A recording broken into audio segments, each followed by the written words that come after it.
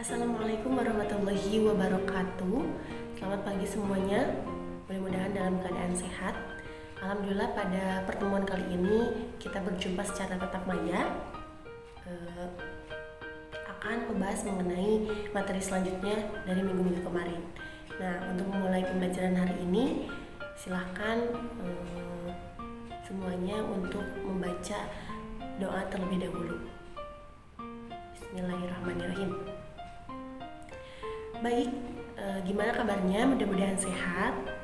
Meskipun kita pembelajaran secara daring, tetapi tidak mengurangi rasa semangat dan tentunya semangat untuk pembelajaran.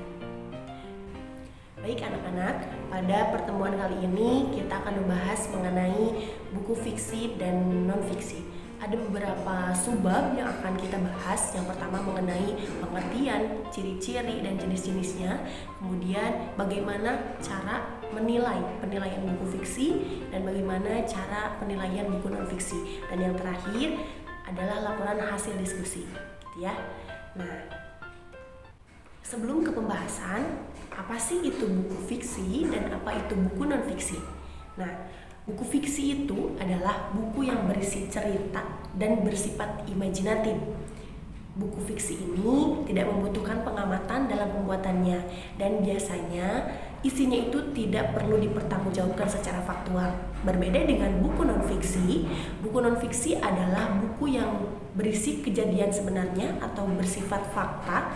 Nah, kemudian buku non-fiksi juga berisi informasi yang bermanfaat bagi pembacanya. Nah, jadi kita bisa membedakan apa itu buku fiksi dan apa itu buku non-fiksi. Buku fiksi itu biasanya bersifat imajinatif dan isinya itu tidak perlu dipertanggungjawabkan secara faktual. Sedangkan buku non-fiksi adalah buku yang berisi informasi yang bermanfaat bagi pembacanya. Nah, jadi kita sudah bisa membedakan apa itu buku fiksi dan apa itu buku non-fiksi. Untuk lebih memperkuat pengetahuan kalian mengenai apa itu buku fiksi dan buku non-fiksi, kita akan mengetahui ciri-ciri dari buku fiksi dan non-fiksi. Buku fiksi itu tadi adalah buku yang berisi karangan imajinatif yang memiliki ciri yang pertama menggunakan gaya bahasa atau majas. Nah, biasanya buku fiksi ini menggunakan gaya bahasa yang menarik dan menggunakan majas di dalamnya. Kemudian yang kedua, ciri dari buku fiksi itu menggunakan kata-kata yang bersifat konotatif. Dan yang ketiga, berdasarkan imajinasi atau hayalan. Jadi biasanya buku fiksi itu berisi imajinasi atau hayalan dari sang penulis. Kemudian, apa bedanya dengan ciri-ciri buku non-fiksi? Nah, ciri-ciri dari buku non-fiksi yang pertama menggunakan gaya bahasa yang formal, biasanya gaya bahasa yang baku, kemudian menggunakan kata-kata yang bersifat denotatif, kemudian berdasarkan fakta, kejadian yang sesungguhnya, kemudian berbentuk tulisan ilmiah populer, dan yang terakhir berupa ide yang pernah ditulis sebelumnya. Nah, biasanya buku non-fiksi ini kita bisa melihat di ciri yang pertama bahwa buku non-fiksi ini menggunakan gaya bahasa yang formal atau baku biasanya. Berbeda dengan buku fiksi biasanya menggunakan gaya bahasa atau majas dalam tulisannya atau dalam isi buku tersebut. Sehingga setelah kita mengetahui apa arti dari buku fiksi dan non-fiksi, kemudian cirinya, nah kita akan tahu salah satu contoh dari buku fiksi dan buku non-fiksi. Buku fiksi memiliki jenis seperti cerpen, kemudian puisi, kemudian novel, kemudian roman, dan drama. Sedangkan buku non-fiksi biasanya seperti buku ilmu pengetahuan, kemudian buku pengayaan keterampilan dan buku pengayaan kepribadian. Nah, biasanya buku non-fiksi ini berupa LKS, kemudian buku paket, kemudian jurnal, makalah. Nah, itu adalah salah satu contoh dari buku non-fiksi. Nah, kemudian ada unsur-unsur dalam buku non-fiksi. Yang pertama, non-fiksi ya, ada unsur dalam buku non-fiksi. Berarti buku non-fiksi itu tadi adalah buku yang berisi informasi dan bersifat faktual begitu ya. Nah, yang pertama ada cover buku atau sampul buku seperti ini. Kemudian ada kata pengantar, contohnya seperti ini.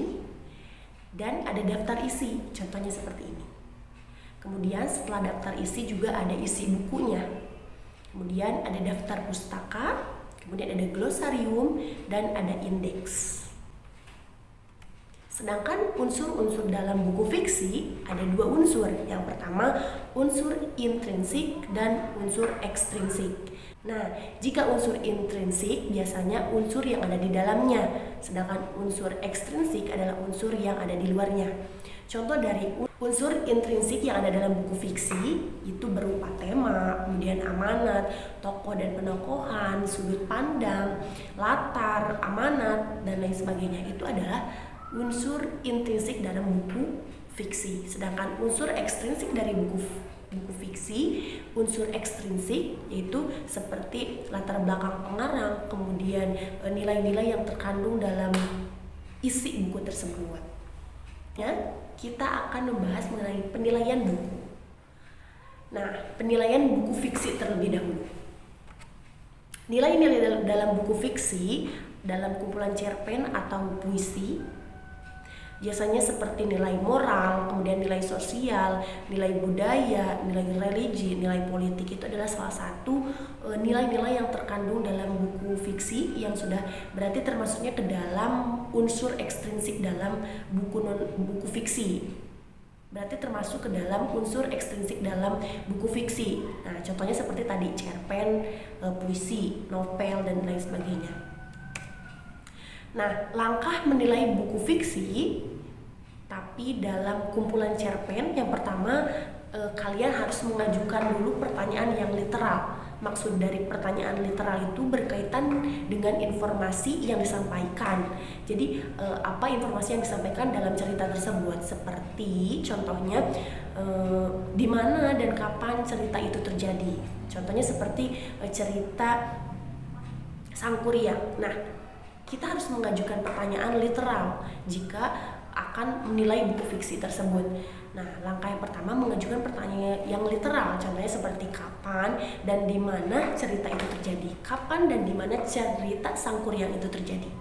Kemudian yang langkah yang kedua menilai buku fiksi cerpen, yaitu mengajukan pertanyaan interpretatif. Apa itu pertanyaan interpretatif? Pertanyaan interpretatif yaitu menafsirkan isi dari kalimat dalam cerpen. Contohnya seperti apa maksud dari pertanyaan si tokoh A, apa maksud pertanyaan dari si tokoh B, gitu ya. Nah, jadi biasanya dalam sebuah cerpen itu pasti ada dialog. Nah, berarti langkah menilai buku fiksi itu yang kedua adalah mengajukan pertanyaan interpretatif, yaitu lihat apa sih yang maksud dari pertanyaan yang ditanyakan oleh si tokoh A atau si tokoh B, gitu ya. Kemudian yang ketiga mengajukan pertanyaan integratif. Integratif itu kesimpulan dari suatu cerpen tersebut, seperti menceritakan tentang apa cerita tersebut atau pesan moral apa yang disampaikan dalam cerpen tersebut. Nah, jadi jika tadi contohnya adalah cerpen Sangkuriang, apa sih kesimpulan dari cerita Sangkuriang, kemudian apa pesan moral yang bisa disampaikan dalam cerita pendek Sangkuriang. Itu langkah yang ketiga. Kemudian langkah yang keempat yaitu mengajukan pertanyaan yang kritis.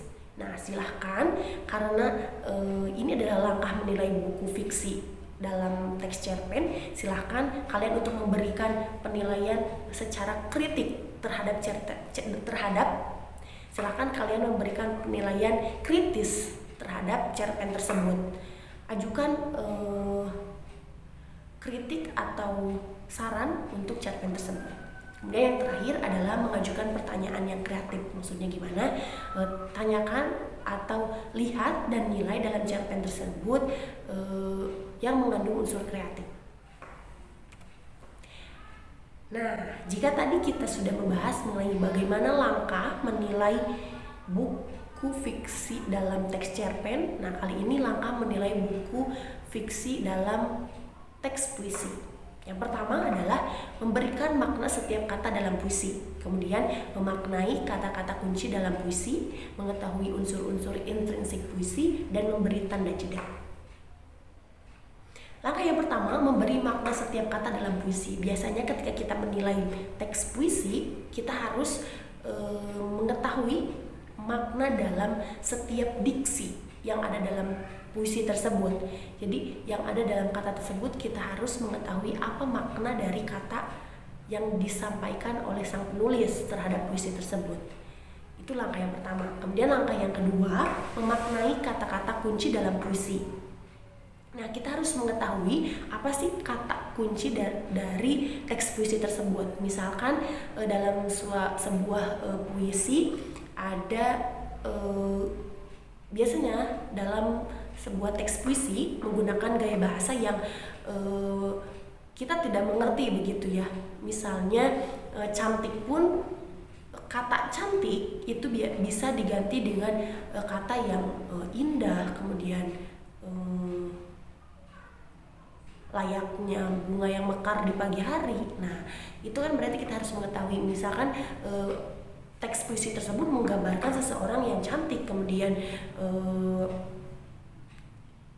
sikapnya ramah, baik hati, dan sebagainya. Nah, sehingga dalam teks puisi biasanya itu tuh diganti dengan penggunaan gaya bahasa. Nah, jadi kita harus mengetahui kata-kata kunci dalam teks puisi tersebut. Kemudian kita juga harus mengetahui unsur intrinsik dalam puisi, seperti gaya bahasanya, kemudian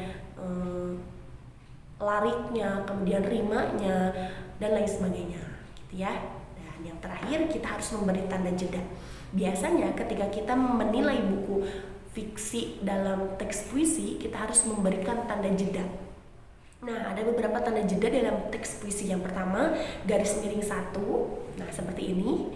Ini itu artinya harus berhenti sebentar untuk bernapas, biasanya pada koma atau di tengah baris.